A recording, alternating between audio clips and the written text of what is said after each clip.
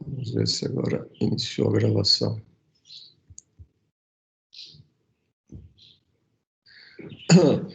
Ok, iniciada a gravação da aula, a gente perdeu o início, né, que a gente estava falando aí da aula de estabelecimento de pastagens.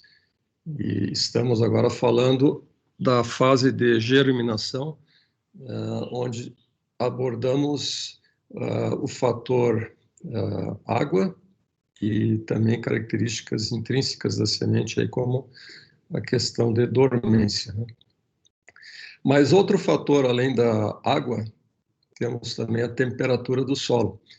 Para algumas espécies, a temperatura que promove a germinação, ela tem que ser bem fria. No caso de espécies de inverno como o azevém, né? Inclusive é mais um processo de quebra de dormência. O azevém, que agora está numa fase de crescimento e vocês estariam vendo isso a campo conosco, né, caso a gente tivesse essa aula presencial, o azevém ele tem uma ressemeadura natural muito boa, e ele pode vir de um ano para o outro sem a gente precisar colocar a semente todo ano, porque ele produz a semente, essa semente cai no solo e ela fica dormente. Por que ela não germina no verão? Porque ela precisa de ter um somatório de temperaturas frias, né, para que ela venha a germinar, porque é a sinalização de que está chegando o outono, né, ou entrou no outono, e que é uma época que o azevém, então, vai ter chance de viabilizar, né, de conseguir crescer e competir num ambiente que normalmente ele não teria chance se germinasse no verão,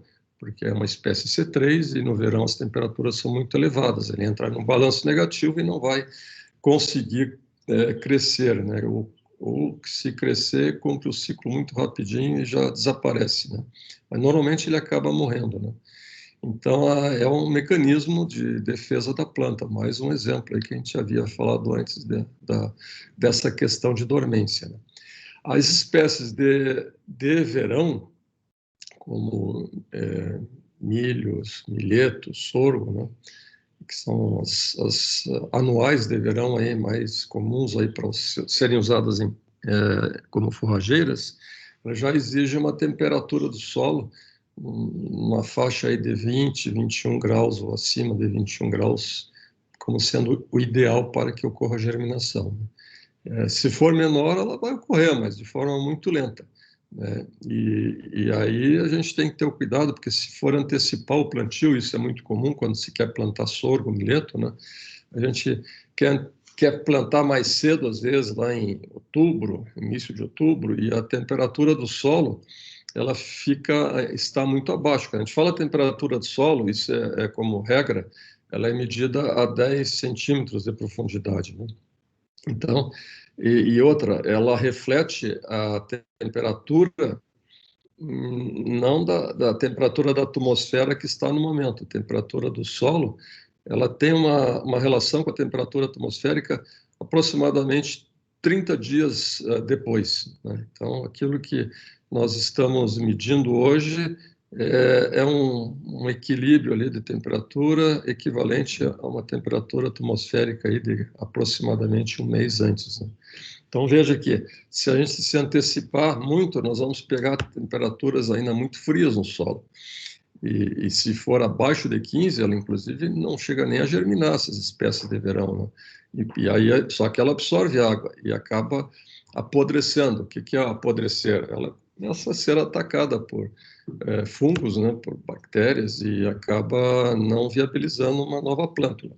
Então, a gente perde toda a nossa implantação por um erro de escolha, uma falta de conhecimento que teria levado a uma decisão mais correta, que seria aguardar o momento ideal, né?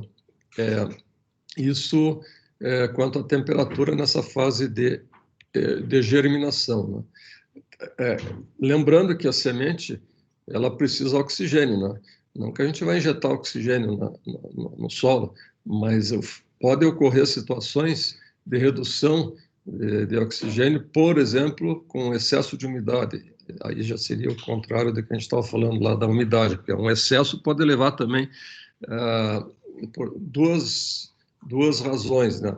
Uma, a gente estar trabalhando no solo com muita umidade, levar uma compactação, fazendo com que haja uma condição de menor difusão de oxigênio, né? E com isso afetando a germinação. Pode ocorrer também uma situação de excesso de umidade quanto essa água ocupar todo o espaço poroso e aí não ficar oxigênio suficiente para que ocorra a germinação. Ela vai ficar afogada, vai morrer por asfixia, como a gente morre também, porque a gente precisa de oxigênio para respirar, a semente também pode acontecer isso ainda. E ainda um último fator externo seria a presença de sais solúveis. A gente pode cometer um erro dessa natureza, fazendo o plantio, por exemplo, do pasto, junto com um adubo muito salino. Se a gente vai inventar de colocar a semente junto com o cloreto de potássio, né? Colocar junto com a ureia diretamente, então isso pode fazer com que haja um efeito desse grânulo, né? Absorver toda a umidade que está ao redor, inclusive retirar a água da semente, né? Matá-la por desidratação. Bom, a segunda fase é a fase da emergência. Nós já vimos os fatores aí afetando a fase da germinação. A emergência seria aquela etapa que já há o rompimento, né, da plântula acima do solo e nós temos uma penetração da radícula que começa a se desenvolver. É uma etapa ainda não fotossintética, né, que depende das reservas da semente. Ela ocorre num relativamente período curto, 5 a 6 dias, né, para que daí inicie a fotossíntese já e começa a ocorrer entrar numa outra fase, né. Dependendo, claro, que das espécies, né? Um exemplo ali de uma outra espécie, Phalaris, que não é muito comum aqui, é uma gramínea perene de inverno, ela pode levar utilizar reservas até 10 dias após a germinação, e o azevém até 14 dias após a germinação. Basicamente, os fatores que afetam essa fase da emergência são esses que eu vou numerar agora. A profundidade é o mais comum, profundidade de semeadura. É muito comum esse erro, né? O pessoal optar por um equipamento não adequado, não fazer a regulagem correta, né? Porque, lembrando que as sementes das forrageiras são muito pequenas e tem poucas reservas, né? E existe uma relação do comprimento do coleóptilo com o tamanho da semente. Se a gente comparar, por exemplo, uma semente de milho, ela tem um coleóptilo que pode se desenvolver com 15 centímetros, né? Então, poderia botar mais de 10 centímetros de profundidade que o milho ainda vai sair. Não quer dizer que deva ser feito assim, mas eu digo que seria possível, né? Para a maioria das forrageiras, a gente fala de profundidade de semeadura na faixa de 1 a 3 centímetros. E isso é variável em função do tamanho das sementes, né?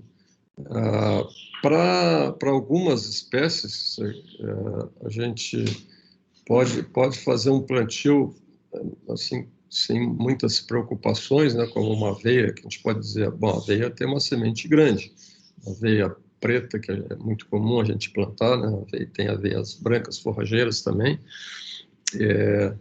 mas quando a gente trata com semente pequena num solo que foi preparado, né, convinha jogar essa semente e passar alguma coisa bem leve e, se possível, um rolo compactador para melhorar o contato solo-semente, facilitando, assim, que ela consiga ter uma profundidade adequada, né, para germinar e se estabelecer. Olhem essa foto aqui, ela expressa bem o que acontece, né, quando se coloca mais profundo. O caso aqui é um exemplo que eu peguei de uma planta que pode também ser forrageira, né, o trigo, colocado a 10 centímetros, a 5 ou na faixa ali de 2 a 4 centímetros. Né? Então, a diferença, né, depois de aproximadamente ali, não sei se 2, 3 semanas após a germinação, o que ocorre com essa plântula, né?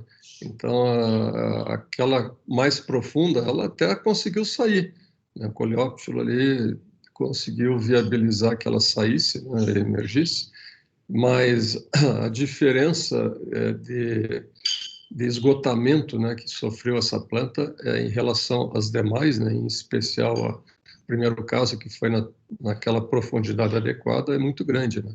Então, isso dá margem que num prazo aí de 10 dias, 2 semanas, né, haja ainda uma condição de pouca formação, pouco fechamento dessa superfície do solo, e dá margem para que outras plantas, né, se expressem, que o banco de sementes de plantas daninhas aí se expresse e acaba prejudicando aí a sequência.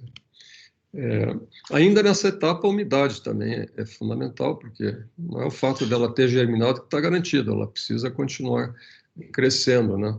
E lembrem que a umidade, ela ocorre, ela vai secando, né? Para de chover, vai secando de cima para baixo. Então, ainda na fase de emergência, ela está com primeiras radículas, né, sendo desenvolvidas, muito superficiais, e acaba provocando a morte se faltar água. Ou o contrário, excesso de água, que vai faltar novamente oxigênio, que nesse caso já não mataria apenas a semente, mas também já a plântula, né? Temperatura do solo, lógico, se na germinação era importante, também aqui continua sendo importante, né? E aqui em especial, possibilidade de ocorrência de geadas numa plântula que é mais sensível, né? Mesmo plântulas de espécies de inverno, né, pode ter um risco nessa fase aí que elas são mais sensíveis, né? Então é o fato de escolher uma época adequada com menor risco para que a gente não tenha perda por essa situação. Muito comum também a compactação do solo. Quando o solo é excessivamente trabalhado, a gente vê assim que o técnico pode dizer para um peão lá, que eu já presenciei essa situação. Fulano, prepara bem o solo, passa o arado, depois a grade e destorroa bem, tal, e vai embora. Aí o cara, na leitura que esse peão vai fazer? Bom, ele pediu para preparar bem, e ele vai detonar, ele vai passar, vai ficar uma poeira aquele solo, né? E o que acontece com muitos solos aí que tem, dependendo da formação aí desse solo, né? Se cair uma chuva pesada, ele pode encrustar, fazer um selamento e aí impedir a emergência. Ela germina, mas não vai conseguir emergir. O crescimento inicial agora é a terceira fase. Nós estamos agora entrando na fase final desse estabelecimento, né? Onde não está garantido ainda a nossa formação da pastagem, né? Porque existe aí uma série de fatores que podem determinar o fracasso, e isso pode durar de 10 a 12 semanas após o plantio, né? Para as espécies perenes, e de 4 a 6 semanas para espécies anuais, como azevém, aveia, né? E quando a gente pensa em propagação vegetativa por meio de estolões, né? A exemplo da hemártria, da estrela africana, são espécies que a gente vai plantar por estolões. Isso pode, às vezes, a gente ter que aguardar ainda meses, né, para que possa dizer que está garantida a formação. Bom, a gente vai dizer que ela está garantida até quando nós começarmos a utilizá-la.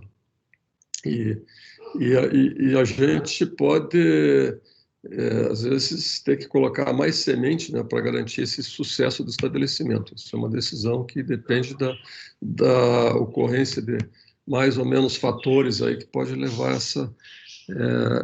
essa decisão. Um fator que a gente pode definir como tendo sido uma falha do técnico, no caso de uma pastagem que se estabeleceu associando leguminosas com as gramíneas. E a gente estabeleceu e começa a perceber que a leguminosa começa a amarelar. Ela germinou, emergiu, está tudo bonitinho, e aí ela não vai para frente, começa a amarelar e começa a desaparecer as plântulas. Isso está relacionado com a eficiência da simbiose, porque ou não foi feita a inoculação com o rizóbio, que é fundamental para as leguminosas, ou houve algum problema relacionado ao solo, ao ambiente, que não viabilizou que ocorresse essa simbiose, né? Que é fundamental para que a leguminosa consiga se desenvolver, né? A gente costuma orientar para ter mais segurança, para que ocorra uma boa inoculação, né?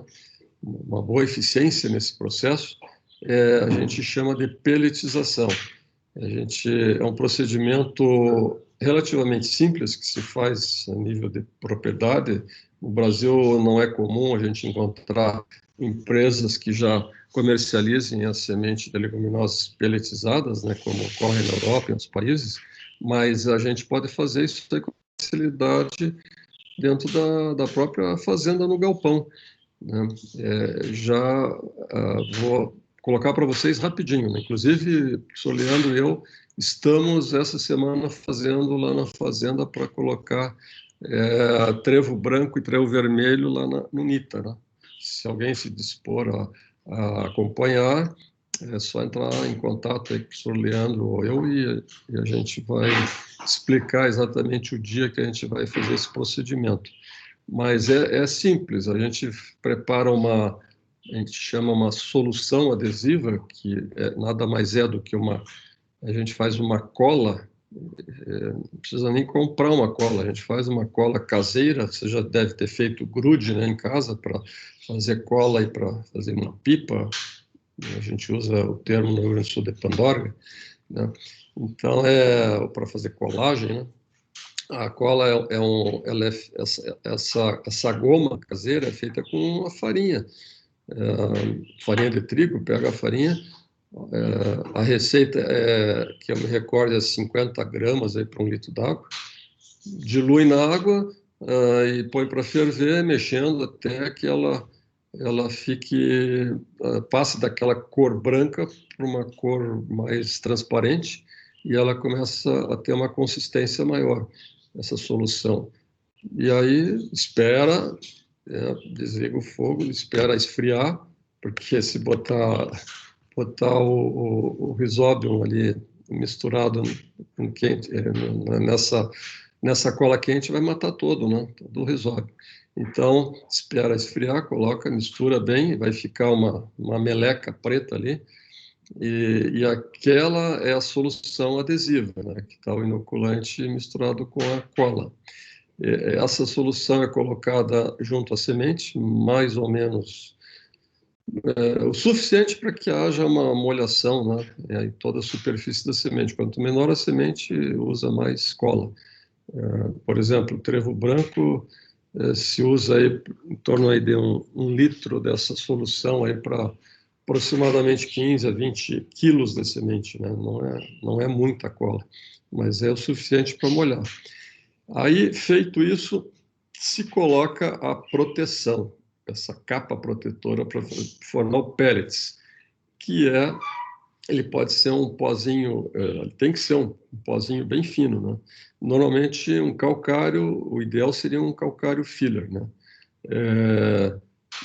Na fazenda lá, por exemplo, no momento nós temos um fosfato natural. Possivelmente a gente vai usar esse fosfato natural para fazer esse papel aí de pellets, né? Aí nós temos também um pó de rocha, que é bem fininho. Então, a gente tem duas opções. Então, imediatamente se coloca algo que seja assim entre 70% e 80% do peso da semente, ou seja, de 10 quilos de semente, eu vou pegar 7 quilos desse pó. E depois que, claro, essa semente já foi misturada com essa meleca aí, tá toda uma plasta, né? A semente com aquela cola, com aquela solução.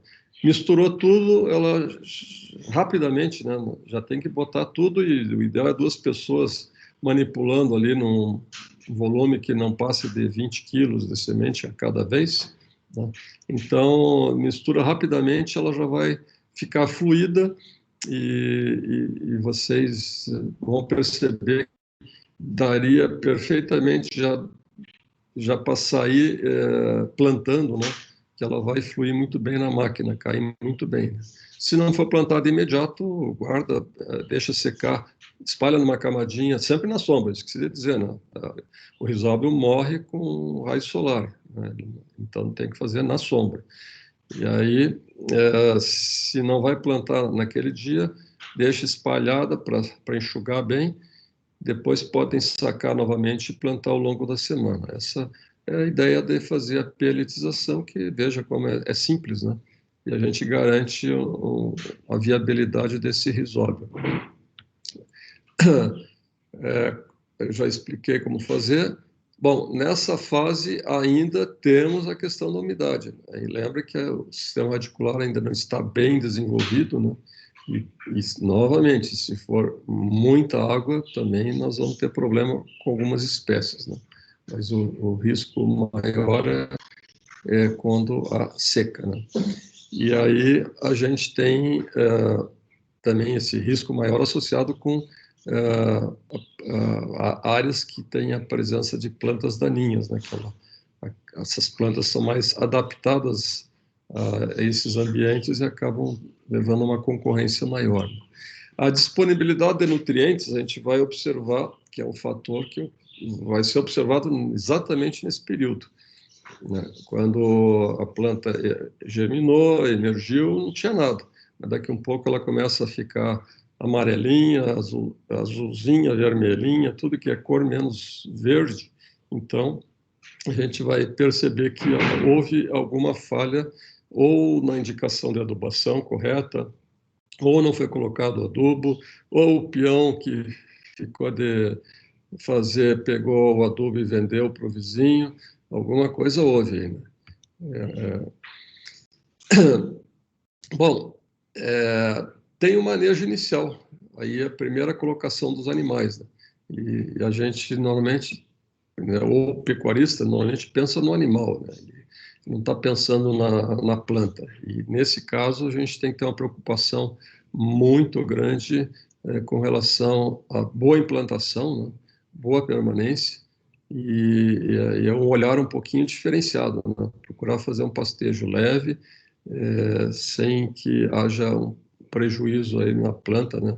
Tem às vezes uma decisão contrária. O pessoal é muito comum no interior a gente ver que existe a orientação, às vezes de colegas também, né? De deixar a pastagem é nova, deixa implantar, deixa essa pastagem crescer até formar semente, né, para ressemear bem, para garantir. Isso é bobagem, não precisa, né? Independente aqui da espécie, se é perene ou anual, chegou na altura que é para entrar com os animais, tem que entrar, né? Porque aí, se a gente deixar de colocar os animais, haverá um outro prejuízo, né? Que a gente vai ter uma diminuição de perfilhamento. Ela vai desenvolver muito os perfilhos, são perfilhos grandes, pesados, né? Mas eles acabam reduzindo o perfilhamento e o fechamento adequado, né? Diminuindo aí o surgimento, né, de mais perfilhos, né? Então, evitando sempre deixar passar, né? O certo mesmo é chegou na altura correta começar a pastejar sempre de uma forma correta. E aí, manejo, vocês vão ver na próxima aula, né, com o professor Leandro, que está previsto na semana que vem. Então, eu não vou me ater agora. Existem vários métodos de estabelecimento clássicos, que a gente pode dizer assim, né? Mas todos eles visam reduzir a interferência das plantas indesejáveis, né? E depende claro que dos recursos disponíveis da realidade da propriedade. A gente tem o plantio convencional, o cultivo mínimo, o plantio direto, sobre semeadura. Então, rapidamente, plantio convencional é aquele que pressupõe o uso do arado, grade, né, grade niveladora, é o tradicional, que ainda é o predominante do ponto de vista aí de uso dos pecuaristas, né? Os agricultores, felizmente, já largaram de mão a grande maioria, né? Isso aí, 98% aí já não trabalha mais com esse método, mas ainda com o pecuarista é bastante comum, né? Esse uso com uma série de justificativas, né, que às vezes não tem muito sentido, né? Por exemplo, permite a incorporação de corretivos e adubos. Bom, e nós vamos falar daqui um pouco em necessidade de incorporar um não calcário e adubo, e de fato não existe isso, né? Promove a descompactação subsuperficial do solo. Isso é outra questão que eu não vejo nenhuma dificuldade de fazer isso aí biologicamente pela própria planta. Se de fato existe uma compactação, a gente pode promover essa descompactação biológica pelas raízes das plantas forrageiras que têm essa habilidade. Aumenta a atividade biológica do solo e com isso libera mais nutrientes? De fato ocorre, mas isso é bom ou é ruim? Eu diria assim, o efeito que ocorre é um efeito positivo, que as plantas saem mais viçosas, né? A gente tem uma pastagem que aparentemente está mais bonita, né? Mas se a gente adubar corretamente, num outro método, elas também sairão bonitas e serão e viabilizarão uma pastagem tão boa quanto, né? Então, aqui é uma série de justificativas que eu não vejo muito sentido. Mas tem uma série de desvantagens que são importantes, né? O custo é muito mais elevado. Se a gente tem que passar arado, grade, às vezes grade pesada, grade leve, 2 vezes, né? Existe uma exposição do solo levando um risco de erosão. Isso é inevitável, né? Elimina toda a vegetação. Às vezes a decisão não seria essa, né? A gente gostaria de manter uma parte aquela vegetação como base, né? Então o método não seria esse. Expõe o banco de semente, então tudo que tem de semente de porcaria, né, de planta invasora, vai se beneficiar com, às vezes, aquela mexida é suficiente, né, para que ela desperte em função ali daquele flash de luz que vai fazer com que haja quebra de dormência e a gente vai ter uma competição muito maior das plantas daninhas. E os resultados são bons, mas é a curto prazo. Depois que houve aquela mineralização, liberando nutrientes, em questão de 2, 3 meses, pronto, aquilo para e daí para frente como é que fica, né? A compactação ela acaba ocorrendo de uma forma mais acentuada, né? Porque é exatamente ao contrário, o pessoal pensa assim, vou passar o arado para descompactar, mas se começa a fazer esse procedimento de estar sempre que vai estar mexendo, passando arado, grade e tal, tu vai destruindo a estrutura do solo e vai promover uma compactação cada vez maior, né? Com muito mais facilidade. E pior de tudo, né, é a redução do teor de matéria orgânica, que a gente vai aumentar a mineralização. O segundo método é o mínimo, que, bom, se pensou, né, bom, se o arado leva tanto prejuízo, então vamos tirar o arado e usar só a grade, né? Ela passou a ser bastante utilizada, e ainda é bastante utilizada, principalmente quando a gente trabalha com uma situação de pastagem após uma lavoura, né? O produtor tende a simplesmente passar uma grade na resteva da lavoura e plantar, ou um melhoramento de campo, uma pastagem perene ou campo nativo, dando uma mexidinha com uma grade, né? Aí seria uma forma, assim, uma estratégia coerente para aquela situação onde não existe nenhum equipamento passível de ser feito isso via plantio direto, né? E, então, pelo menos uma gradezinha evita de lavrar, de acabar com a cobertura e permite a implantação, né? No caso aí a gente chama de melhoramento, né? Que seria o ingresso de outras plantas melhoradoras, aí, como as leguminosas, né? Espécies de inverno aí, sobre uma pastagem de verão ou um campo nativo, né? Outra situação é a implantação de forrageiras por muda, né? Que aí realmente tem que dar uma mexida para implantar por muda, né? Que é a única maneira. Bom, vantagem, nesse caso, custo é menor, possibilidade de preservação parcial, ainda que parcial, da cobertura existente, e a possibilidade da incorporação, né? Também para quem acredita que isso seja fundamental, importante, que eu não vejo como sendo uma grande vantagem. Mas tem as desvantagens, que é a compactação do solo, que a grade promove isso, né? E o uso limitado em solos muito pobres, né? Solos compactados. Resultados são alcançados a mais longo prazo comparativamente ao plantio convencional. Agora vem um método que é o meu preferido, e é do professor Leandro também, que é o plantio direto. Assim como se você já conhece todas as vantagens de se fazer o plantio direto em áreas de agricultura, o mesmo vale aqui em se tratando de pastagem, né? Nós temos a semeadura, nesse caso aí, sem nenhum tipo de revolvimento do solo, que é o ideal, né? Pode ser feito sobre restos vegetais, né, ou palhados, ou sobre uma pastagem estabelecida também, né? No caso, implantar azevém e aveia sobre, que são espécies de inverno, sobre uma pastagem de verão. Claro que aqui nós temos que lembrar sempre que tem que haver correção do solo, e isso pode ser feito superficialmente, conforme já veremos na sequência. E não há necessidade de utilização de outros implementos, como grades, aradas, subsoladores, né? Que isso aí tenha a trazer mais dificuldade. Plantio direto tem a grande vantagem do custo, representa uma economia de 70% a 80% de óleo diesel, né? E mantém a cobertura do solo, que é algo extremamente desejável, que vocês já sabem por quê. Evita erosão, maior armazenamento de água no solo, porque a gente vai ter também uma menor evaporação, né?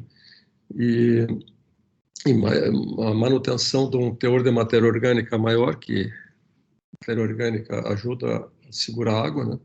Desenvolvimento reduzido de plantas indesejáveis, porque a gente não expõe o solo, ao banco de semente do solo, menor temperatura do solo pela proteção, maior reciclagem de nutrientes, maior teor de matéria orgânica, mantém a estrutura do solo, permite a semeadura logo após as chuvas e vantagens se dão a longo prazo, comparativamente ao plantio direto, que também, eu diria, é uma observação que não teria muito sentido. Se a gente fizer bem feito, tudo corrigido certinho, ele vai ter um efeito tão bom ou até melhor, mesmo a curto prazo, comparativamente ao plantio convencional.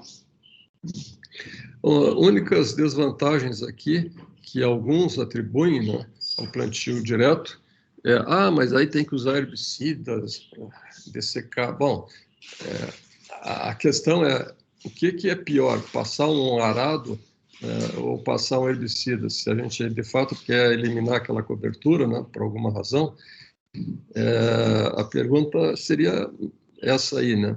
Eu tenho muito claro que passar um arado é muito mais degradante, do ponto de vista ambiental, né? É algo muito mais pernicioso ao ambiente do que passar um herbicida, que tu vai ter uma situação eventual ali, né?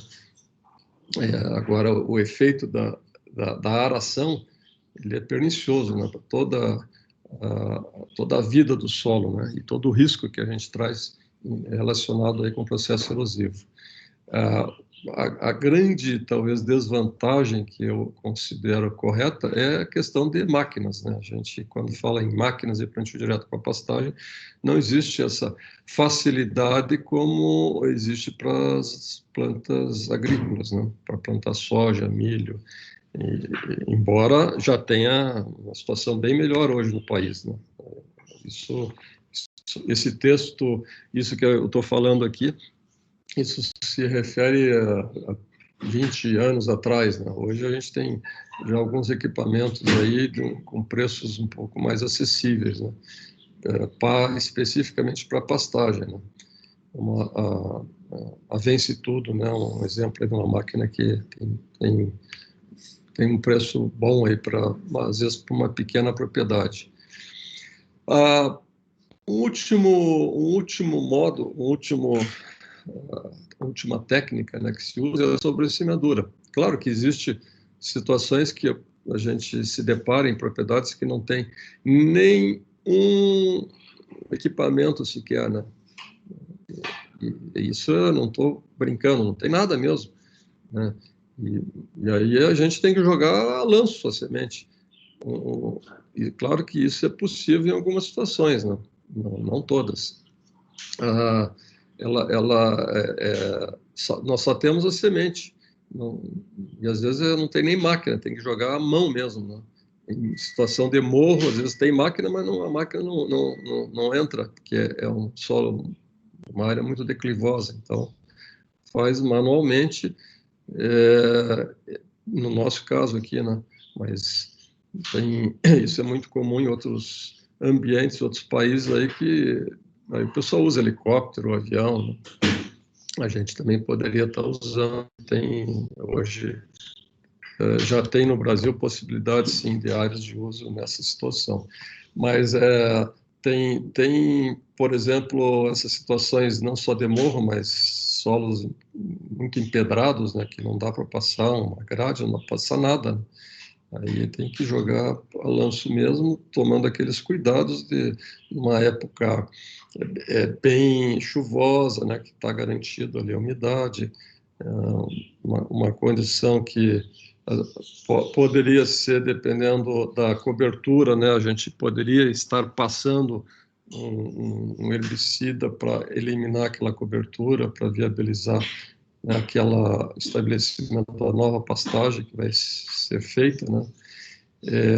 Então, são situações que podem ser determinantes. Eu quero plantar um azevém sobre uma pastagem perene de verão e eu não tenho equipamento de plantio direto, eu não tenho uma grade, né? Mas o vizinho ali tem um trator com uma Lely, né? Uma Vicon, então a gente ajusta com ele lá, ele vai lá e joga a semente por cima na semana como essa. Essa agora que está chovendo, está frio, já deu uma geadinha, aquela pastagem de verão já deu uma segurada, né? Às vezes secou mesmo com efeito herbicida, como um efeito de herbicida, né? Pelo frio, e viabiliza que aquele azevém ou azevém mais os trevos, né? Se viabilizem nessa situação, né? Jogando por cima, apenas por sobressemeadura. Aí a gente reforça um pouco mais a semente, mas são espécies que são passíveis de serem utilizadas dessa forma, né? No Cerrado também era muito comum, hoje não tanto, né? Que o pessoal derrubava lá, passava correntão na área, jogava semente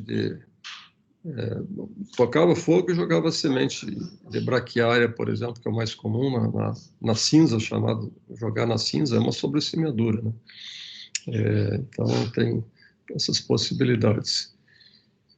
Bom, tem um conceito, nós vamos já encaminhando aqui para a fase final dessa primeira parte da aula, tem um conceito de recuperação de pastagens, né? E tem um conceito de reforma. Quando a gente fala recuperação, significa que a gente tem uma pastagem que está numa situação meia degradada, mas ela é passível ainda da gente poder recuperar a sua capacidade produtiva, né? E por que ela degradou? As causas, basicamente, estão relacionadas ao manejo inadequado, né? Que é o tema da próxima aula, o esgotamento da fertilidade, que é isso aí também é muito comum, né? O produtor não aduba e vai esgotando, não existe milagre. E esses estágios iniciais aí vão aparecendo, né? Quando a gente percebe assim que o vigor da pastagem não é o mesmo, a produtividade está mais baixa, né? Começa a haver infestação de plantas daninhas, e a gente percebe, pô, isso aqui já é uma pastagem degradada, né? Vocês têm que desenvolver esse olhar, esse referencial. Isso é uma questão de vocês, a cada entrada, em cada propriedade, em cada piquete, procurar ter essa visualização, né? Se aquilo que vocês estão vendo corresponde a uma pastagem boa ou não, ou perguntar a um colega mais experiente, alguém que esteja junto ali, qual é a opinião dele, para vocês irem formatando, né? Se for hoje eu, sou Leandro, entrar numa pastagem, a gente já passa o olho, numa piscada a gente já sabe, essa pastagem aqui tá boa ou não tá boa.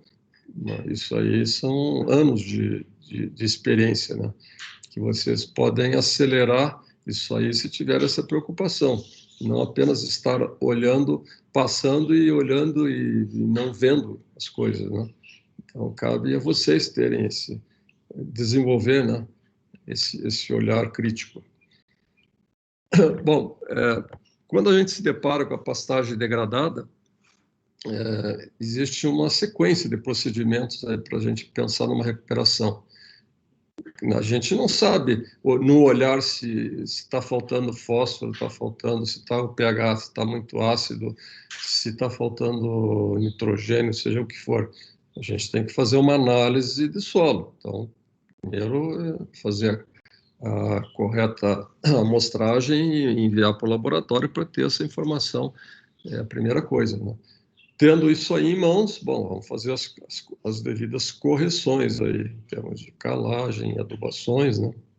E aí vamos pensar também, já em paralelo, se aquela área é uma área que está sobre um relevo mais ondulado, aproveitar já fazer a implantação de práticas conservacionistas, já aproveitar fazer uns terraços, para a gente ter uma situação por anos assim,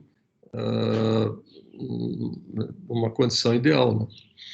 A adubação necessária é normalmente o NPK, mas às vezes também os micros, né, são necessários em algumas situações, né? E uma coisa que é fundamental quando a gente está falando aqui em recuperação, porque a gente tem no caso da recuperação, a base é mantida, a pastagem é mantida. A gente não vai eliminar aquela pastagem, né? Então, a gente pode promover a retirada dos animais, vedar a área da pastagem, né? E deixar aquelas plantas se reconstituírem, crescerem, desenvolver um sistema radicular abundante, né? E, nesse caso, a gente vai contar com o apoio da própria planta, fazendo um trabalho de descompactação, né? E fazendo com que haja um vigor, um aumento de vigor dessas plantas aí, porque elas vão aumentar o teor de reserva, vão aumentar a área foliar, e a gente vai ter uma resposta que não é muito longa. Às vezes o pessoal considera, puxa, a pastagem degradada, eu vou perder meses a fio agora para recuperar. É um tempo relativamente curto, né? Se a gente fizer esses procedimentos, em 2, 3 meses, a gente tem essa pastagem bombando de novo. Ela vai estar equivalente a uma pastagem recém-formada, com a vantagem que ela já está lá, né? Com menor custo. Não precisaria formar novamente. Na grande maioria das vezes é isso que seria a decisão correta, não? Eu vou dar um exemplo. Uma ocasião, um amigo pediu para fazer uma visita na propriedade dele ali em Carambeí, que ele tinha uma pequena área de 1.000 hectares, sendo que desses 1.000 hectares, 400 era pastagem, era de pastagem, 600 ele tinha agricultura e ele já tinha um agrônomo lá que cuidava para ele da parte agrícola, né? E fui passar um fim de semana lá. Bom, ficou contrastante, né? Ver que a área agrícola era realmente uma agricultura bem cuidada, que estava tecnicamente correta, tudo certinho, mas me lembro que era o mês de julho, agosto, aqueles 400 hectares era simplesmente uma pastagem de braquiária totalmente rapada, era praticamente assim um chão arrasado, né? E 300 animais, ainda bem que eram animais rústicos, né? Animais Nelore. O que ele tinha lá era vacas Nelore, que era, se desse um vento forte ali, já derrubava, né? O bichinho, de tanta fome que estava passando. E aquilo ali, para ele, era o padrão da pecuária, quer dizer, na redondeza ali, é o que mesmo em se tratando ali de Carambeí, né, que a gente sabe que é uma região bem desenvolvida, mas era um produtor como na visão da maioria dos pecuaristas, né? A agricultura é top, mas a pecuária era aquela porcaria. Bom, como ele me pediu para dar uma olhada, ele disse, eu te ajudo, mas vai ter que prometer que vai fazer o que eu disser, e vamos fazer um módulo. Vamos escolher ele tinha 8 divisões de 50 hectares, né? Que daria exatamente esses 400 hectares. Eu disse, vamos fazer o seguinte, eu vou pegar, vamos fazer análise, eu vou te recomendar o que vier, o que precisar, de calcário, de adubo, e tu vai ter que colocar isso aí, em 50 hectares. E ele topou. Aí, depois de, né, uns 3 semanas, eu tinha o resultado, passei para ele, ele se assustou. Não, mas tudo isso, vou ter que gastar, não, isso é investimento.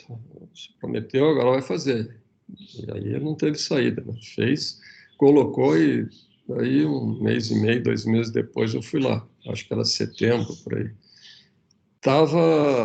Final de setembro, estava aquela pastagem onde nós fizemos esse procedimento, batia na minha cintura. Não sou muito alto, mas quer dizer, aquela braquiária tinha subido o equivalente ali a uns 70, 80 centímetros aí, ou mais até.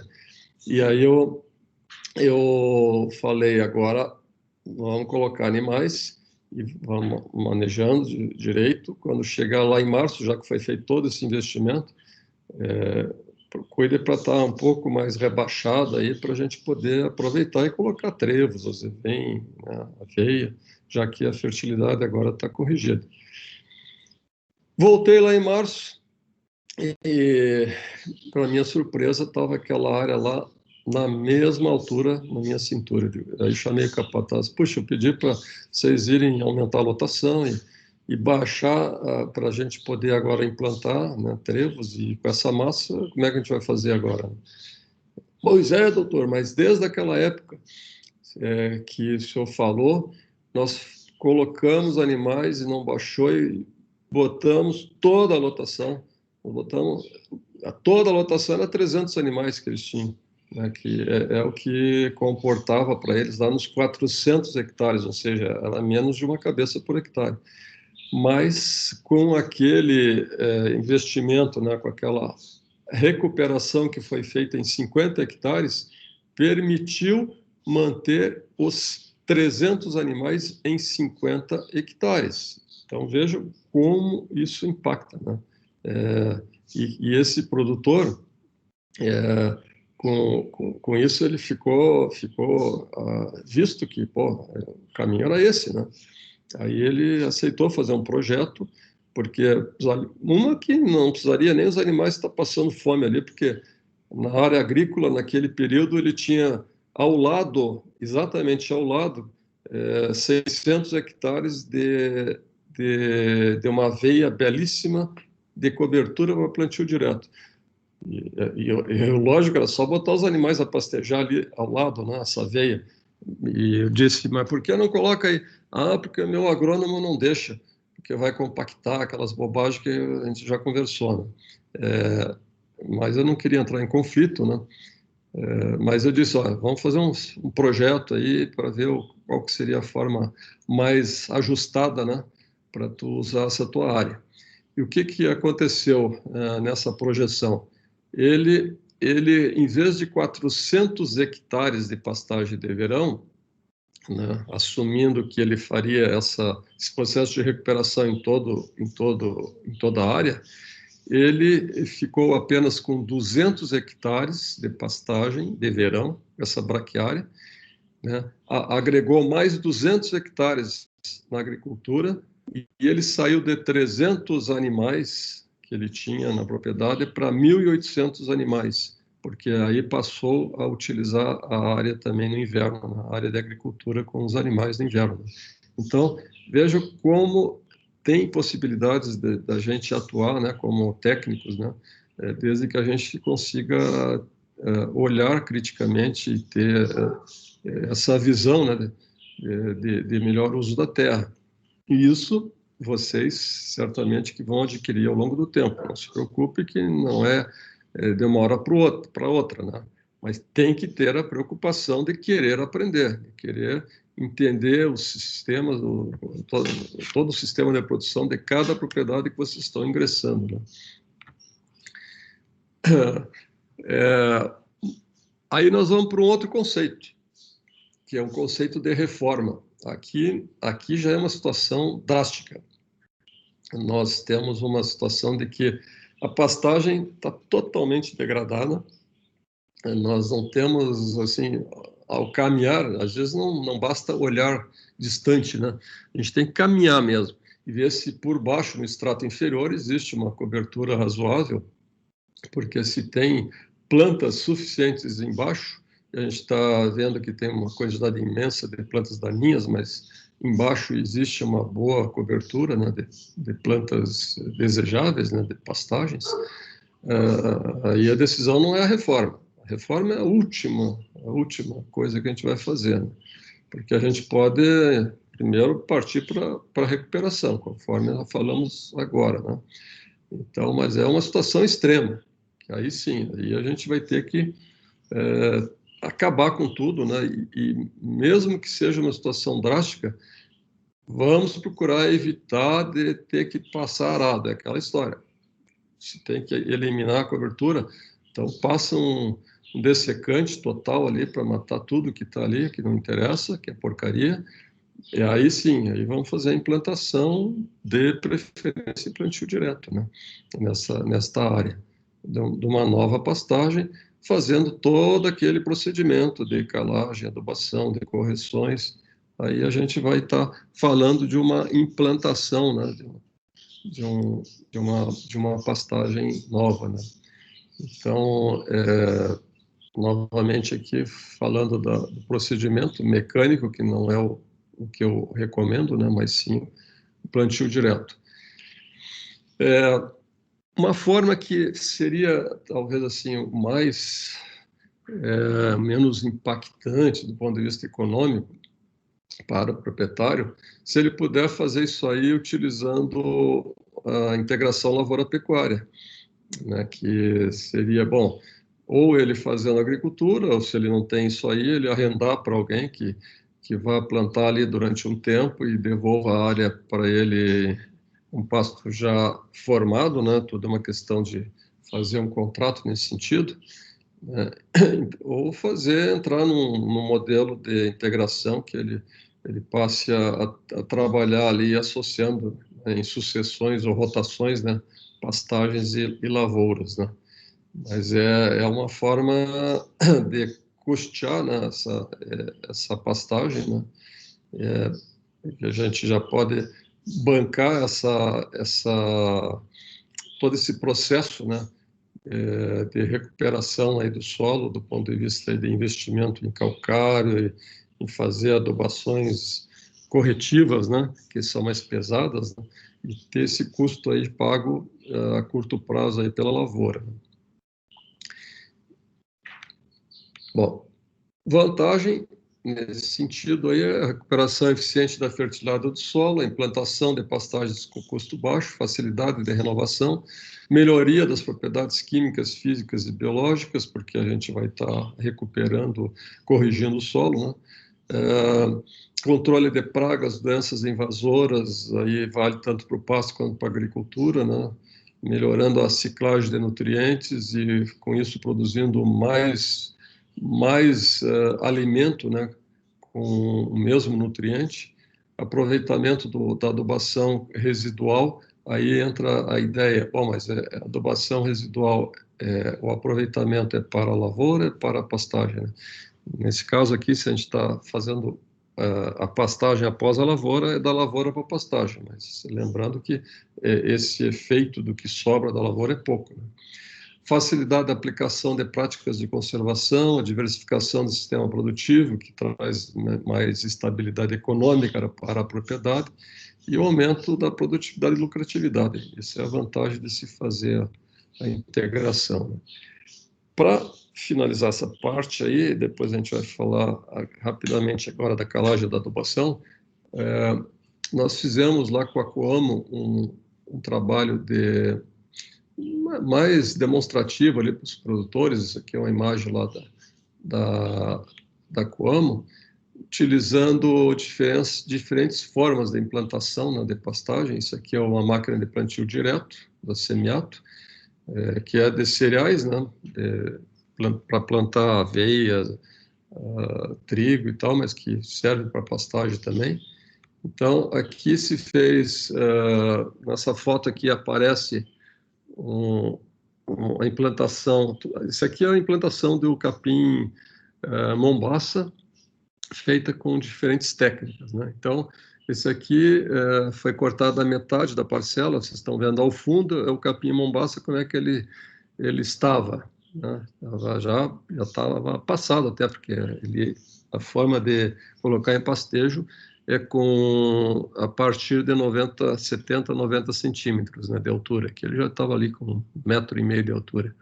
Mas, no plantio direto, nós fizemos a contagem, ali tinha 104 plantas por metro quadrado. Então, bem fechadinha ali, né? A condição tá bem implantada essa pastagem. Isso aí foi 60, 70 dias após a germinação. Veja só, né? 60 dias após a germinação. Olha lá como estava o pasto, né? No outro exemplo, foi passado uma grade. Aliás, aqui é uma grade aradora, convencional, e se jogou a lanço e passou uma grade niveladora, né, para dar uma coberturazinha, né? Então, foi feito comparativamente ao outro, muito próximo, né? Deu um resultado, lá tinha dado 104 plantas por metro quadrado, aqui 83, mas está bem fechado também, né? Um outro foi jogado a semente e passado só um rolo. Não foi feito nenhum tipo de cobertura, foi passado esse rolo para tentar colocar a semente em mais contato com o solo, né? Olha, conforme a gente vê, o número de plantas por metro quadrado ficou metade, né? 46,7 plantas por metro quadrado. A gente vê assim, bastante buracos, bastante falhas, né, na implantação, mais próximo ainda, né? Então, isso aqui é uma pastagem que teve problema de formação, e isso aí depois não recupera mais, né? É difícil, porque essas touceiras aí impedem que plântulas da mesma espécie depois se estabeleçam, porque elas passam a competir, né, com as plântulazinhas menores aí que estão querendo se estabelecer, né? Outra forma o pessoal usa, às vezes, passar uma corrente para dar uma mexidinha para implantar, né? Olha, o que foi pior ainda do que o rolo, né? Só 31 plantas por metro quadrado, né? Mais buracos ainda, né?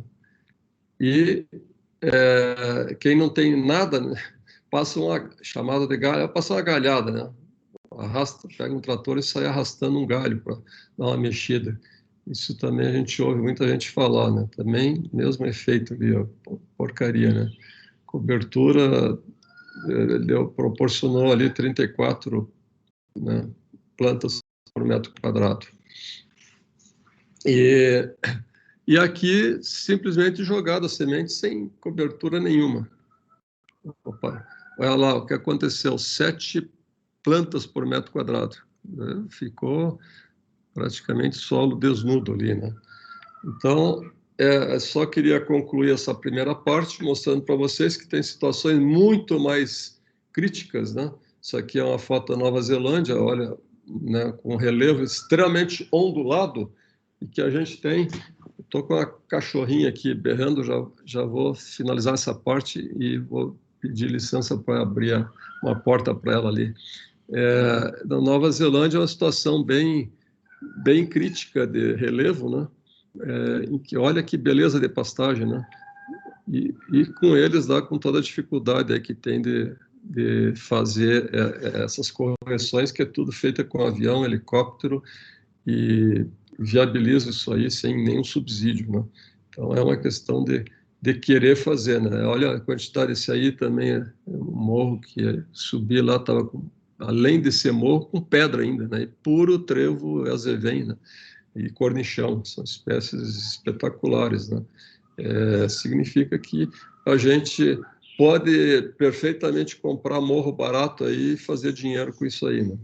Se tivesse dinheiro, o professor Leandro aí estaria comprando morro aí para poder transformar isso aí em dinheiro, como uma situação dessas aí, novamente mostrando, continua sendo Nova Zelândia, né? Que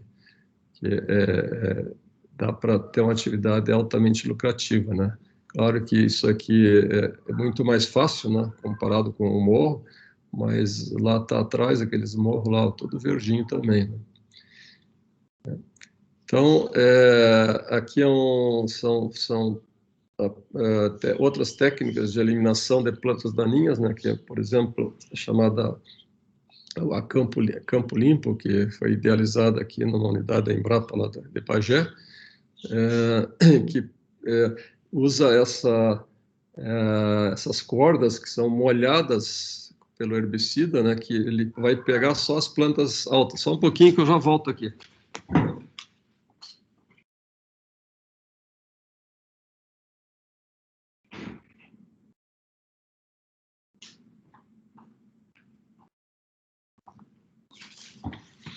Então, essa técnica consiste de molhamento. As plantas que estão numa estrutura mais elevada, né, só elas que são tocadas por essas cordas umedecidas com herbicida, uma concentração um pouco mais elevada. Ele não é pulverizado, né, e apenas vai eliminar aquela planta. Isso foi desenvolvida para controle do capim anone, que é uma planta invasora das áreas de campos nativos do Rio Grande do Sul, e aqui também, né? Hoje está espalhado no Brasil inteiro. E então é uma técnica associada, não? Quer dizer, ela faz essa limpeza inicial e depois a gente, associando com a calagem, adubações, correções do solo, a gente consegue fortalecer o pasto, e aí o pasto passa a competir melhor com a anone, que é uma planta ruderal, né? Esse aqui é um outro exemplo, essas fotos aí mostram à esquerda em cima, uma pastagem que é muito comum a gente visualizar. Isso aqui é uma braquiária degradada, isso aqui é na região sul de São Paulo. Interessante que foi de um aluno que fazia forragicultura, e eu sempre solicito um projeto, né, no nosso formato presencial, projeto real numa propriedade, e esse aluno tinha conhecido ele era dessa cidade de São Paulo, né, e conseguiu, fez o projeto na propriedade que ele conhecia, e o proprietário resolveu investir naquela ideia, né? E vocês estão vendo aqui desse morro em cima como é que era, e aqui embaixo como é que ficou, né? Depois de recuperado. Isso aqui, no inverno dá para ver lá no fundo, né? Tudo seco, né? Pelo frio e falta de chuva, talvez também, mais pelo frio aqui. E aqui, onde ele recuperou, né, com a veia vem aquela braquiária voltando por baixo, né? Isso aqui é já numa outra fase posterior, a situação, né, de como muda, né, quando a gente realmente resolve investir no solo, recuperando aquelas condições que seriam ideais, né? Bom, essa fase aqui está concluída e vocês têm o texto de apoio, que é o texto do professor Nabinger, né? Então, vocês procurem ler este texto. Eu vou abrir agora a outra, a outra parte, para a gente, mais 30 minutinhos aí, poder concluir, e que é a parte de calagem e adubação. Hoje realmente é pesado, né? Mas se não fizer assim, a gente não dá conta, porque vocês estão numa situação atípica de curso que a gente tem que ter uma agilidade diferenciada aí. Vocês estão vendo ela aberta? A primeira lâmina? Sim, sim. Tá, ok. Bom, eu fiz também aqui um resumo daquilo que é mais importante quando a gente vai falar. Nós estamos falando de implantação de pastagem, de recuperação de pastagem, reforma de pastagem, tudo, qualquer uma dessas situações aí passa pela necessidade de correção do solo. Quando a gente fala de correção, a gente automaticamente vai falar de calagem, de adubação, né? E que tudo está na base aí do ambiente. Quando a gente fala assim, recuperação do solo, a gente tem que pensar no ambiente físico, biológico, químico do solo, né? E onde a matéria orgânica e a ciclagem de nutrientes que ocorre com a presença de animais é o que vai definir como é que essas coisas vão ocorrer, né? Nós vamos falar rapidamente dessa situação, entrando na calagem, na adubação e finalizando na sequência a nossa aula de hoje. Bom, quando a gente fala conceito de fertilidade do solo, é a habilidade desse solo de fornecer nutrientes para as plantas. Não existe milagre, né? Não é o conceito de que o pessoal considera que capim, pastagem é um capim que capim cresce em qualquer lugar. Isso até pode acontecer, pode crescer, mas não de uma forma desejada. Agora, vocês me desculpem que eu tenho que fechar a porta, que tem uns periquitos agora complicando aqui, errando.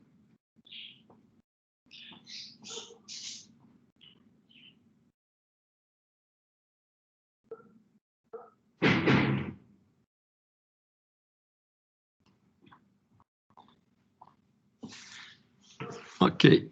É periquito, é cachorro, esses são os problemas domésticos aí que ocorrem, né? Bom, voltando à nossa aula aqui, quando a gente fala da fertilidade, é um conceito que não é restrito simplesmente à parte química, né? A gente tem que pensar na parte biológica e física. Eu já falei para vocês anteriormente que a parte física eu me preocupo muito do ponto de vista de essa questão de compactação, porque a gente consegue reverter isso com uma certa facilidade, na medida que a gente tem um bom manejo de uma pastagem, que ela tem uma habilidade de fazer essa descompactação biológica, né? Em minha breve carreira de 40 anos, mais de 40 anos, né, atuando aí na área de pastagem, eu nunca precisei passar um subsolador, né? Sempre usando esse conceito aí da descompactação biológica pelas raízes das forrageiras. E isso tenho assim, uma convicção total e carrego como um grande aprendizado que eu tive por parte de um professor de fertilidade do solo lá da URGS, né? Na época que eu fiz agronomia. Esse professor já está aposentado, claro, há muito tempo. E então tive essa possibilidade de levar esse aprendizado e levar para a prática, né? E de fato isso aconteceu. nunca precisei passar um subsolador. Em áreas de pastagem, isso é absolutamente verdadeiro. Pode levar isso aí para a vida de vocês, né? Agora, a questão de a fertilidade química, né? A gente tem que realmente ter uma preocupação, porque nós estamos no Brasil em solos que apresentam deficiências naturais aí de fósforo, né? Muitos de potássio e nitrogênio a gente também tem que estar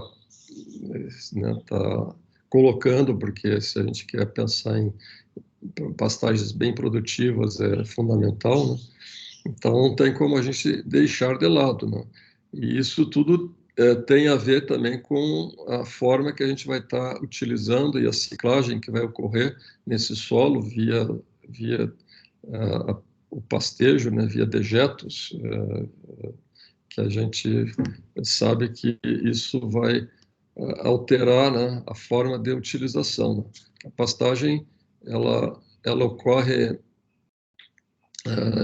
normalmente com a presença de animais. A gente faz para ter o animal utilizando a área, comendo o seu alimento, né, diretamente, e ele está, ao mesmo tempo que ele está comendo, ele está retornando grande parte daquilo que ele está comendo via urina, via dejetos, né, o esterco, dejeto sólido, né, ou líquido, e isso tem um efeito em toda a ciclagem, movendo a biologia, né, do solo, fazendo com que haja uma situação, a gente vai manejar o sistema para que a gente tenha um equilíbrio, né, mais sustentável, né, e favorecendo uma atividade de micro e macro-organismos no solo, que são os bichinhos lá que vão fazer tudo isso aí acontecer, né?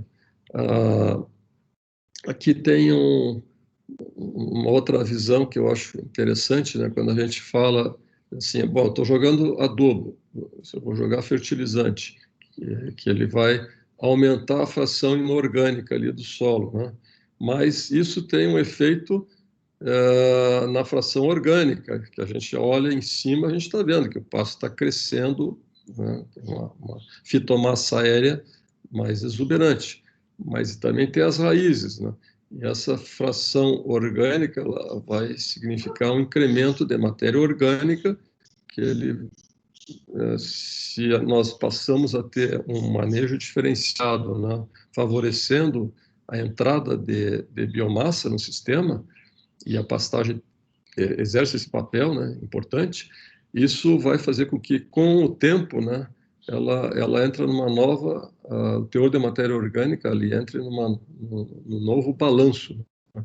Ele vai crescendo, não é indefinidamente, né, mas chega a um balanço num patamar mais elevado, né? E isso significa, se eu tiver mais matéria orgânica, eu vou ter uma condição melhor aí de utilização, de ciclagem de nutrientes e de resposta dessa pastagem em todos os sentidos, aí, do ponto de vista de fertilidade, né? Vocês podem imaginar que, bom, mas o que representa a quantidade de urina ou de esterco, né? Se a gente pegar por unidade, assim, o que ocorre de placas de esterco em bovinos, ovinos, aqui tem uma comparação, né? E a área coberta pelas excreções, pode ver assim, o bovino, ele urina algo como 8 a 12 vezes ao dia, né? Mais ou menos em torno aí de 2 litros para cada evento, né? E o que significa isso em área? Algo como, não chega a passar de meio metro quadrado para cada urinada aí que ocorre, né? Com ovinos, é lógico, um animal menor, né? Já é bem menos, né? E com fezes, o número de eventos que ocorrem com bovinos não é muito diferente com relação à urina, né? 11 a 16 vezes ao longo do dia, dependendo do que ele estará consumindo. E a quantidade de fezes por evento é em torno de 1,5 kg a 2,5 kg aproximadamente, né? Que não chega a ter uma área tão grande quanto a de urina, porque ela é mais compactada ali, é compacta, né? O tamanho da área, algo que chega no máximo ali a 1/10 de metro quadrado, né? A cada evento, né? Para ovino é muito pequeno, né? Mas isso dá para imaginar que realmente demoraria para haver uma cobertura total, né, se fosse pensar em toda a área. Mas a quantidade de nutrientes que vem aí é muito grande, né, porque o que o bovino ou o ovino levam é muito pouco, né? Por exemplo, do ponto de vista aí de nitrogênio, né, apenas 20% do que é consumido aí vai sair, né? Vai ficar realmente uma forma aí de uma exportação aí via produto animal, né? No caso de bovino de leite que nós estamos vendo aqui, né? O fósforo apenas 13%, né? O potássio 12%. Se a gente pegar o bovino de corte, olha aqui, bovino de 250 quilos, né? A gente pode dizer assim, mas a gente consegue colher até 500 quilos aí no inverno, por exemplo, né? Mas olha, se fosse 500 quilos, seria o dobro desses nutrientes que a gente estaria retirando, né?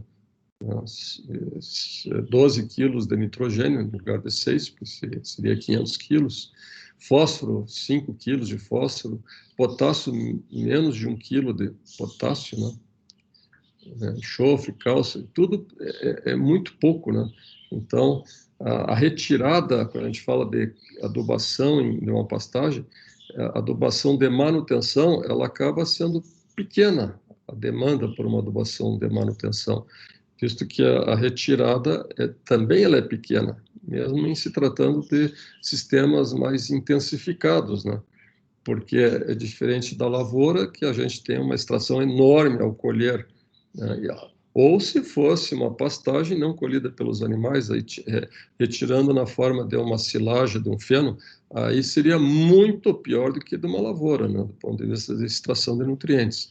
Então, a preocupação seria, em relação à agricultura, né, para quem trabalha com agricultura, muito maior ainda, em se tratando de área de forragem conservada, né.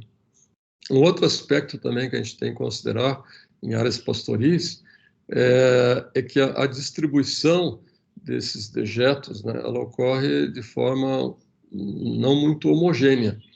E a gente tem que ter isso em mente, né, para poder também fazer esse processo, né, de correções aí um pouco mais diferenciado, né? Isso aqui mostra um exemplo aí da quantidade de dejetos, né?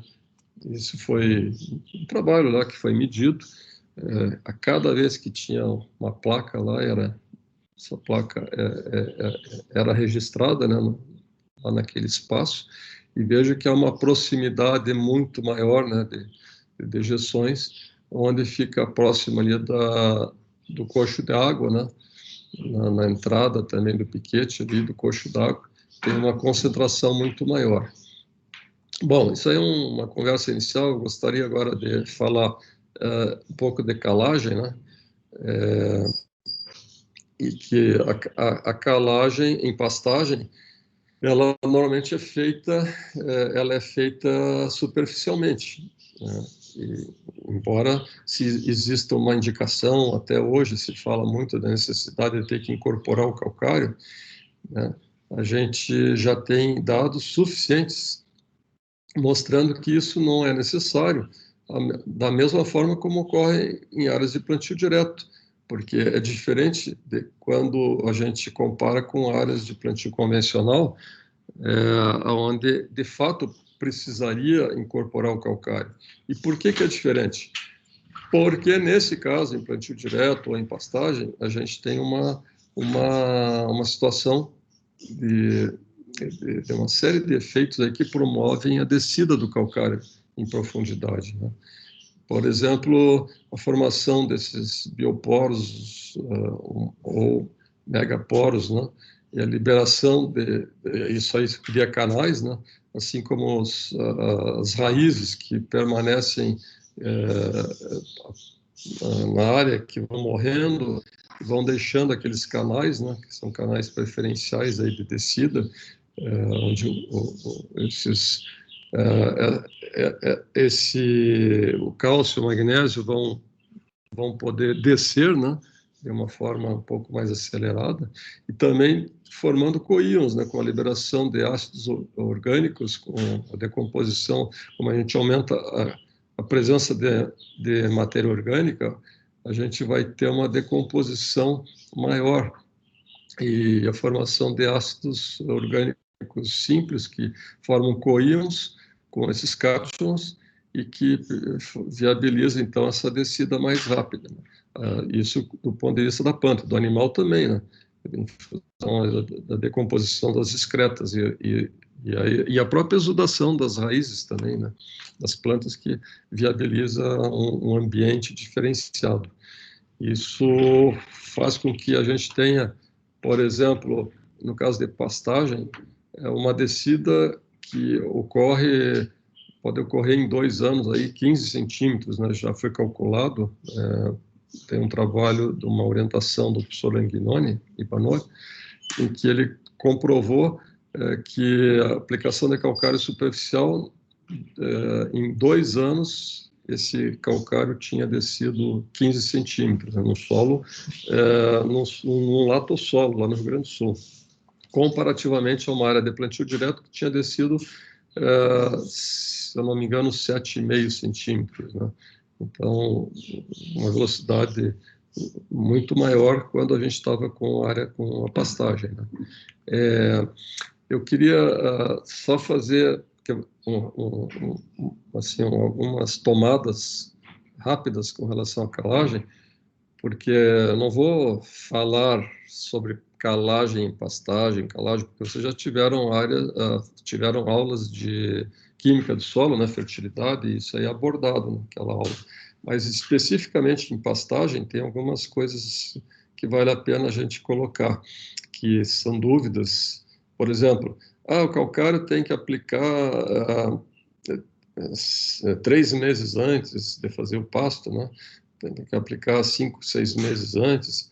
Bom, isso é uma orientação comum quando a gente vai falar de implantação de uma área agrícola, seja a soja, milho, trigo, seja o que for. Sim, isso aí é verdade. Mas quando a gente vai fazer uma orientação em pastagem e existe pouco tempo, a gente às vezes está no limite do final da estação e conseguiu o recurso para comprar o calcário e poder fazer a implantação ainda nas últimas chuvas ali, antes de entrar um período da seca. É possível fazer essa implantação. Já recebi muita chamada, muito telefone assim de ex-alunos, né? Só dá para fazer e plantar? Já digo a você, é possível. Mas então está contrário àquilo que eu aprendi em outra disciplina lá com outro professor. Acontece que aqui nós temos uma situação diferente. E por que é diferente? Quando a gente fala em pastagem, eu tenho como resultado uma produção de forragem que ela se dá num período muito mais prolongado, né? Então, a pastagem ela pode até sair numa situação um pouco deficiente, no solo que não esteja bem corrigido, mas depois dá tempo de haver esse ajuste, esse equilíbrio, né, que o calcário vai fazer. E aí nós teremos uma resposta dali para frente adequada, né? Mesmo que a gente perca um pouquinho no início ali, com um resultado um pouco inferior. Agora, a lavoura, se perdeu a definição da produtividade, né? Ela se dá no início da fase inicial da lavoura, seja do trigo, seja do milho, seja da soja. Então, se a leitura que a planta fez do ambiente é uma leitura de um ambiente deficiente, já está comprometido o resultado da lavoura, coisa que não ocorre com a pastagem. É basicamente por isso, né, que a gente pode dizer que é possível fazer uma calagem nessas condições aí, fazer e plantar, que não vai ter muitas consequências, né? Claro que o ideal seria ter esse pH já corrigido com o maior tempo, né, possível. Outra questão mas o calcário não precisa incorporar, a gente acabou de dizer que não, em especial com pastagem, não tem que ter essa preocupação, porque a gente tem essa descida, né, muito mais acelerada em se tratando de pastagem. Então, pode jogar tudo superficial, lembrando que aí a gente vai jogar menos do que a quantidade que foi prescrita, considerando que seria, por exemplo, para 20 centímetros, né? A gente vai jogar superficialmente, a gente joga metade e passa lá 2, 3 anos, a gente faz uma nova análise e vê se vai precisar jogar mais, a gente joga mais posteriormente, né? Não vai poder, não se deve jogar mais do que 5, 6 toneladas por hectare superficialmente, né? Bom, do ponto de vista de calagem, eu chamo atenção para esses pontos aí, né? A adubação, eu gostaria só de passar para vocês o seguinte: nós temos hoje, felizmente, uma literatura de orientação, né, um manual de adubação e calagem para o estado do Paraná. Isso é relativamente recente, coisa de 3, 4 anos para cá, né, que saiu esse manual, e que antes a gente dependia exclusivamente de ter que estar olhando manuais de outros estados, como o da Rolas, que é o que existe para o Rio Grande do Sul e Santa Catarina, a rede oficial de laboratórios, né, do Sul, mas o Paraná não participava, e a CAT em São Paulo, e nós aqui ficava, dependendo da região, usava um ou outro, né? Hoje a gente então tem um manual, nesse manual, a parte de pastagens, teve assim, a contribuição de alguns técnicos aí que ajudaram a elaborar, né? E me convidaram também para participar, a professora Tangriane Asma, que é da UTFPR, ficou responsável pelo capítulo de recomendação de adubação e calagem de pastagens, e eu participei. Então, esse livro estaria recomendando para vocês comprarem, adquirirem como material de cabeceira, mas eu não sei se está aberto, né? Ele era comercializado ali nos Solos, ali na secretaria ali do Departamento de Solos, né? Então, vocês podem dar uma verificada se está sendo feita. Nessa semana, certamente que não, né? Porque estamos em bandeira vermelha, mas quando retornar à situação normal, eu recomendaria para vocês adquirirem, porque não é só para pastagem, né? Então, vocês têm a indicação de tabelas todas aí para todas as culturas agrícolas do Paraná, né? Além das pastagens. Então, eu só peguei aqui algumas lâminas para mostrar, né? Por exemplo, a recomendação de nitrogênio. Eu peguei um exemplo da braquiária. Vocês ali vão encontrar nessas tabelas aí para diferentes espécies, né? As mais cultivadas aí no estado. Então, para a braquiária, assim como para outras, a gente estabeleceu em função do nível de produtividade esperada, né? Se o objetivo aqui é para feno ou é para pastejo, temos de nitrogênio, né? Vocês podem perceber claramente aí que tem uma indicação bem distinta, né?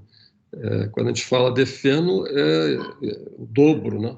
Você vai estar usando para o objetivo o feno, ou silagem, né? Exatamente seria o dobro daquilo que é recomendado para quando a utilização é para pastejo, né? Normalmente, pastagem, normalmente quando se trata de pastagens de verão, eu diria assim, em termos de nitrogênio, para ter uma alta produtividade, seria algo como 180 dN seria adequado, né?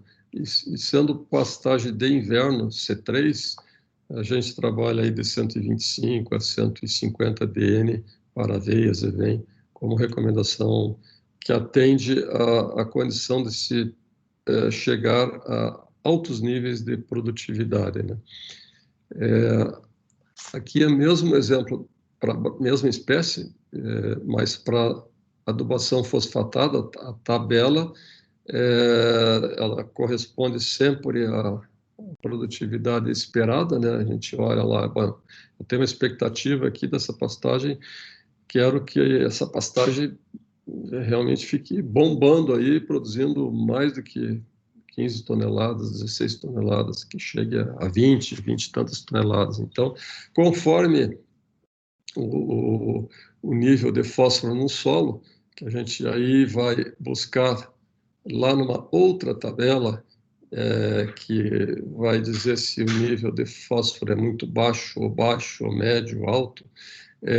Isso está relacionado com o teor de argila no solo, né? Então, buscando naquela tabela, que também consta nesse manual, qual é o nível de fósforo que vocês têm da análise de solo.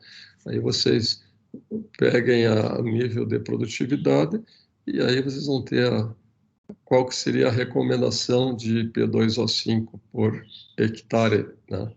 Se a gente já tem uma condição muito boa, considerando assim o fósforo no solo muito alto, né? Normalmente um solo mais pesado seria algo como 10, eu sou da época do ppm, na parte por milhão, miligrama por decímetro cúbico, seria algo como 40 quilos de P2O5, daí um pouquinho mais, seria suficiente para atender a demanda de manutenção. Mas se eu tenho solos num teor baixo, por exemplo, eu posso ter uma demanda inicial aí de mais de 100 quilos, né, de P2O5 para atingir uma alta produtividade. Para aqui o exemplo para adubação potássica para braquiária, né, também eu entro lá na tabela para ver a faixa, né, se ela está muito baixa e tal, e uma vez que eu olhei na minha análise de solo, olhei a correspondência de onde é que se enquadraria, eu entro aqui e já encontro os teores necessários de aplicação de K2O, né? que seria para manter essa pastagem altamente produtiva, tanto para feno quanto para pastejo. Aparecem as duas situações, né? Aqui eu falei das classes de interpretação, né? No caso do fósforo, vocês têm aqui o que corresponde a ser o teor baixo, muito baixo, médio, alto e muito alto, né? Vocês, então, procurem observar. Aqui aparece para olerícolas florestais e pastagens perenes, né? E para potássio, a mesma coisa, né? Dependendo... aqui, ó, muito baixo é menos de 0,06 centimol por decímetro cúbico, e considerando alto seria de 0,22 a 0,45, né? Centimol por decímetro cúbico. Bom, o nitrogênio é o elemento mais chave, mais importante, que a gente pode dizer assim, que vai fazer com que o pasto possa estourar realmente, assim, de uma forma mais rápida, né? Responder se a gente precisa aumentar rapidamente a produção de massa, porque eu estou, né, com uma carga pesada na área, naturalmente eu vou ter que pensar em aplicar nitrogênio na área, né? E porque a percentagem de N na planta ela é bastante elevada. A gente tem aí de 2 a, em geral, na faixa de 2 a 3,5% da matéria seca na planta é nitrogênio, né? E principalmente porque ela é constituinte da molécula de clorofila, né?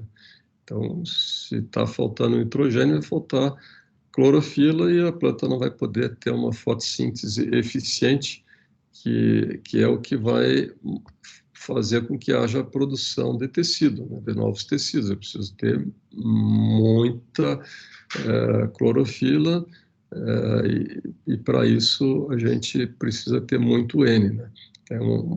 Nesse gráfico aqui aparece uma relação, né, de uma situação do N limitante e o N não limitante, na medida que vai aumentando a intensidade de radiação, né? Eu posso até ter um N limitante que não afeta nada se eu tiver pouca radiação, mas na medida que eu vou tendo mais disponibilidade de luz, isso significa que eu poderia ter um aproveitamento maior dessa radiação. E se não tiver suficiente N, a planta não vai conseguir responder, né? Aquela intensidade de radiação que daqui um pouco vai começar a ocorrer, porque nós estamos ainda bastante nuvem, mas hoje vai vir um solaço à tarde, né? Com quantidade de cerração que teve de manhã. Bom, o N é indispensável no processo de morfogênese, porque além da fotossíntese, é o fundamental, né? Ele vai fazer um aumento da velocidade de emissão de novas folhas, o aumento da velocidade de elongação de folhas, uma maior duração de vida das folhas, vai aumentar a densidade de perfilhos da pastagem, e isso vai afetar no todo o índice de área foliar. Se tem mais folha, eu vou ter mais captura de radiação. Então, é um outro efeito indireto, né? Não é só o fato de ter a possibilidade de ter mais clorofila, mas eu também vou ter mais folha, e também com isso mais clorofila. Então, afetando a quantidade de luz interceptada, né? Então, aqui tem um gráfico mostrando, né, a relação da eficiência de interceptação da radiação em função da evolução do índice de área foliar, que está diretamente relacionado, né? E também a taxa de crescimento com a evolução da área foliar, que é equivalente, que é o mesmo formato ainda, e que tem uma relação com o nitrogênio, né? 50% disso aí se dá pela interceptação da radiação e 50%, né, se dá pela questão do N, né, que esteja faltando ou não, conforme mostra essa outra figura aqui, né, da radiação interceptada. Portanto, o N é fundamental desde o início do crescimento, seja espécies anuais ou perenes, né, ou desde o início do rebrote, no caso de perenes, e aumenta a eficiência no uso da radiação solar. Esse aqui é um exemplo de um trabalho que foi de uma orientada aqui perto, em Palmeira, na fazenda do seu Nonô Pereira, a Denise Brujinski Carvalho, que foi a dissertação dela, onde ela aplicou uma quantidade de adubo na pastagem de azevém no inverno, sucedendo uma área de lavoura. Isso aqui é uma área com integração. Então, veja, na área que ela não adubou, já vinha 27 anos essa área na época de soja azevém, o produtor não adubava. Então, comparativo foi colocar esse azevém sem adubo. E quando ela colocou ali uma adubação, que basicamente a resposta, depois a gente viu, né, porque a gente tratou com N, sem N, separadamente nitrogênio, fósforo e potássio, mas só o nitrogênio ali foi o que determinou que esse azevém saiu de no máximo 3 toneladas para quase 9 toneladas de matéria seca, né? 3 vezes mais a produção de matéria seca. E determinou que houvesse a entrada dos animais cerca de 45 dias antes na área, né? Em função do pasto crescer muito mais rapidamente, né? Em função de não haver deficiência de nitrogênio. Então, só esses 45 dias, 4 animais, eu não lembro se 4 ou 5 animais que eram, o fato de antecipar 45 dias já viabiliza pagar aquele nitrogênio. Bom, naquela época, sim. Hoje, nitrogênio está um preço absurdo. Teria que refazer esse cálculo aí. Mas também o preço da carne subiu, né? Então, talvez tenha a mesma relação, em que apenas a antecipação aí de 1 mês e meio de entrada dos animais considerando o momento correto, né, que seria próximo ali de 1.500 ou 2.000 quilos de matéria seca, isso já pagaria essa adubação, né?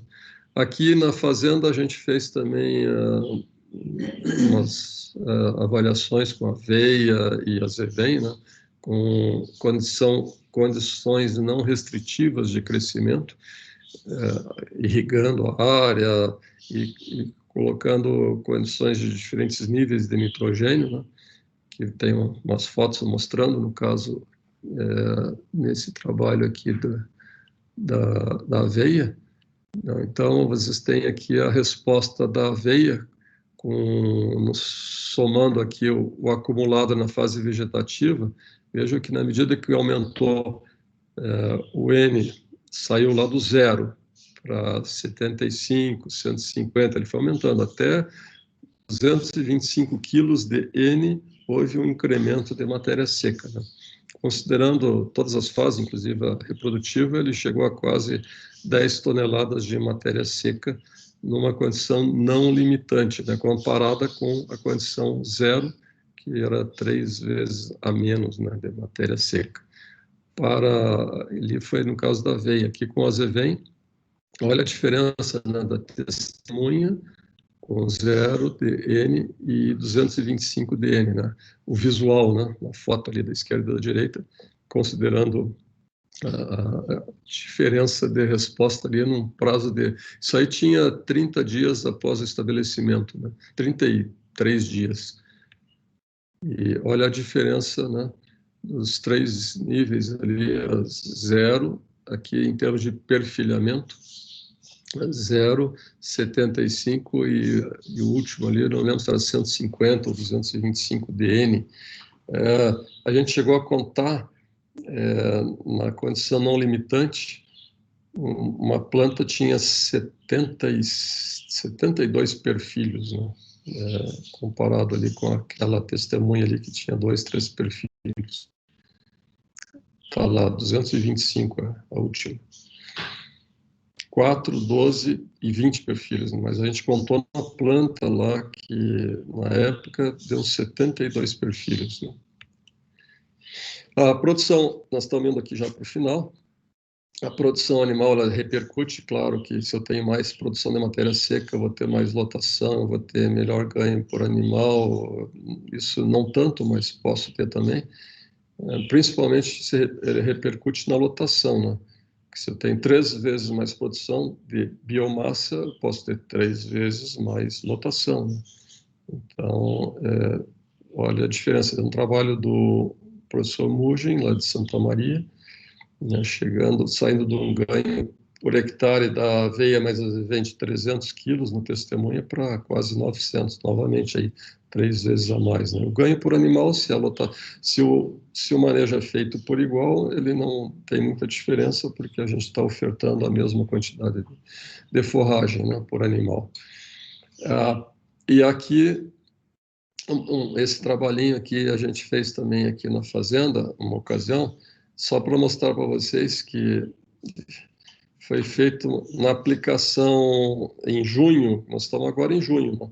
Uma aplicação correta aí, em junho, na fase inicial de crescimento, ele tem uma resposta melhor que aplicar mais tardiamente, um mês depois, né? E a questão é, vale a pena aplicar mesmo um pouco mais tarde? Dá para dizer sim, vale. A resposta não é tão boa, mas ele também ainda tem capacidade de responder se for essa aplicação aí pelo menos até final de julho, né? Ainda compensaria aplicar esse nitrogênio, fazendo uma cobertura aí com nitrogênio, né? E lembrando, para finalizar, que nós temos uma fonte barata de nitrogênio, que a gente nunca pode esquecer, que é a leguminosa. Então, os trevos, né? Trevo branco, trevo vermelho, vocês já viram na última aula lá as espécies, né? São exemplos, né? O cornichão é mais outra, que podem estar agregando aí algo como 90 quilos, 100 quilos de N numa área pastoril, com um custo muito barato, né? O custo da semente, e essas espécies sendo perenes, elas perduram muito tempo, né? Então, nós estaremos implantando lá no NITA, no tratamento esse ano, trevo branco e trevo vermelho, né? Se alguém tiver a chance de acompanhar, quiser, entre em contato e a gente estará lá, né? Sempre estaremos lá alguns dias na semana, né? E podemos recebê-los. Esse aqui é num outro trabalho mostrando o resultado de uma pastagem com trevos, né? Lá no Rio Grande do Sul, na área de várzea, onde se planta também arroz, mas no inverno aqui, né? Pastagem de azevém puro, azevém mais trevo vesiculoso, azevém mais trevo branco, mais cornichão, mostrando que com a presença de leguminosa a gente tem um resultado melhor no ganho por animal, porque isso traz mais qualidade, né? O trevo é mais rico em proteína, né? Do ponto de vista de quilogramas por hectare, não teve assim uma grande diferença, né? Mas o ganho por animal ele afeta bastante, né? Em função da qualidade da dieta. Então, as fontes de nitrogênio não é só a ureia, que é o mais utilizado, que a gente costuma falar, né? Mas tem o nitrogênio também atmosférico, que é pouquinho, mas ali algo como 5 a 7 quilos que acaba vindo, né, via esse N atmosférico. A matéria orgânica do solo é a única fonte do solo que, pela mineralização, vai liberar nitrogênio, e isso está muito relacionado também à época. Os fertilizantes pode ser, que é o mais comum e mais barato, a ureia, nitrato, né? Nitrato de amônia, o sulfato de amônia. E também ocorre bastante, que a gente esquece às vezes, a remobilização interna, né? A própria planta, as folhas que estão vão morrer, a planta remobiliza para usar para as folhas novas, né? E o uso das leguminosas, né? Aqui é mais um trabalho mostrando para adubação em pastagem nativa, que o pessoal não valoriza muito, né? Que responde muito bem também, né? Então, um campo nativo aqui, ele respondeu quase tão bem quanto uma pastagem cultivada, e o pessoal sempre acaba valorizando mais a pastagem que é plantada com espécies exóticas, né? Sendo que às vezes ela já está ali presente e basta a gente dar a atenção e aquilo que ela precisa sem precisar trocar, né? Conclusão: a utilização de adubos, então, aqui não apenas o nitrogenado, mas adubos em geral, né? É uma ferramenta fácil, de fácil utilização, que afeta enormemente a resposta da pastagem à produção animal. Mas essa eficiência depende de outros fatores, em especial aqui a questão de manejo, preservando mais ou menos folha, que será o motivo da nossa próxima aula. Com isso, encerramos, então, a aula de hoje. Vocês terão o material de leitura e a disponibilidade destas aulas para vocês terem acesso, né, em outros momentos que quiserem. E o professor Leandro estará disponibilizando esse material para vocês aí entre o dia de hoje e amanhã, tá ok? Fico à disposição para mais alguma pergunta, e mais o que tínhamos que apresentar está já feito por hoje. Então, fica com vocês aí, ó. Questionamento.